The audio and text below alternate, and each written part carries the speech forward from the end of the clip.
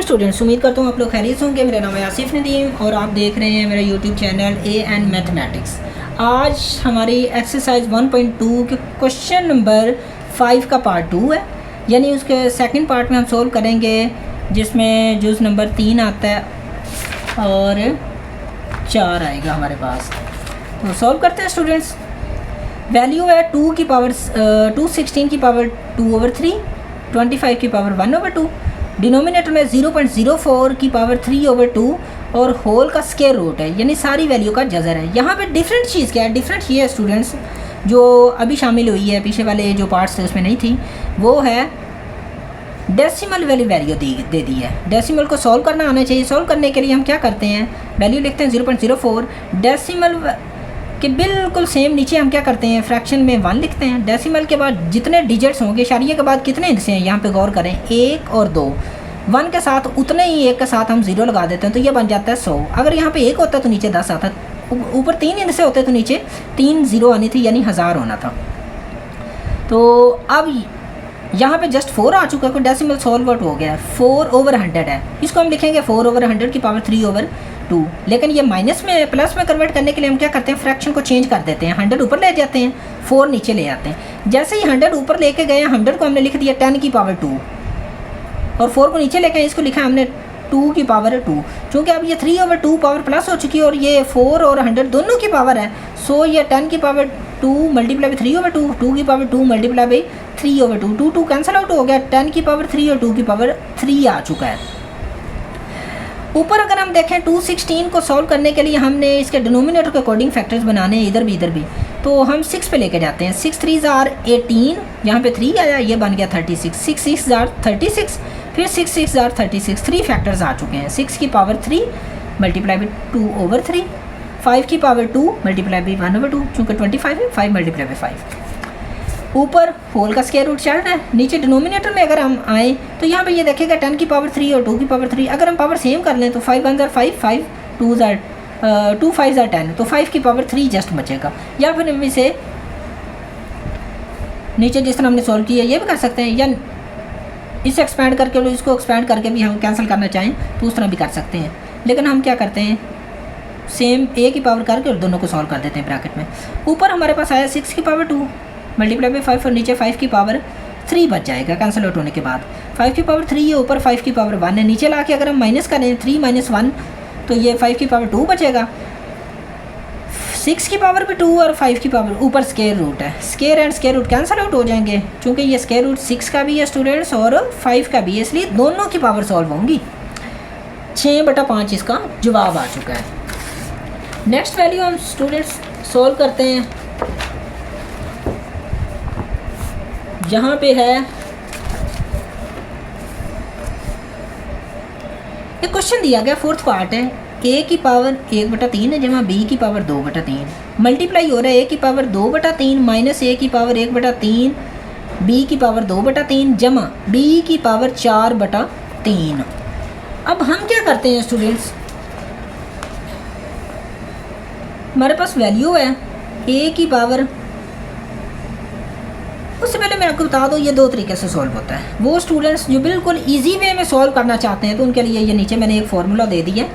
Cube का एक formula होता है स्टूडेंट्स, a की पावर 3 b की पावर 3, उसको अगर हम एक्सपेंड करें तो वो बनता है a और b सिंपल दोनों का सम है, उसके बाद फर्स्ट वैल्यू का स्क्वायर प्लस सेकंड वैल्यू का स्क्वायर। वो एंड पे लिख लें या सेंटर पे लिख लें, वो आपकी मर्जी, लेकिन बेहतर यही एंड पे लिखें, होगा प्लस में। देन हमने ये देखना है, अगर तो a प्लस b है, दोनों के दरमियान में प्लस का साइन है, तो यहाँ पे थोड़ा सा उसका अपोजिट होगा, माइनस का साइन आएगा। अगर यहाँ पे फॉर्मूले में माइनस है तो यहाँ पे प्लस का साइन आ जाएगा, यहाँ पे माइनस होगा लेकिन यहाँ पे प्लस हो जाएगा, ये जहन में रखिएगा। और अगर हम अपने क्वेश्चन में वैल्यू देखें तो ये a है, ये b है। a = हमने क्या किया 1/3, b = 2/3, याद रखने के लिए लिख लिया, क्वेश्चन में लिख सकते हैं, मसला नहीं है इसका, ताकि आपको किसी किस्म की कोई कन्फ्यूज़न ना हो। अब हम क्या करते हैं, सेम चूँकि ये एक्सपेंडेड फॉर्म है, गौर से देखें ये वाली a + b और a² b² और माइनस ab, तो हम इसकी क्लोज फॉर्म ये वाली लिखेंगे, a की पावर 3 और b की पावर 3। सो हम क्या करते हैं, a हमारे पास a की पावर 1/3, उसकी पावर 3 करेंगे बिल्कुल इसकी तरह, जमा ये b क्या है, b की यहाँ पे है b की पावर 2/3, उसकी पावर 3 हो जाएगा, क्योंकि ये देखें a की भी 3 और b की भी 3 है, ये a है ये b है।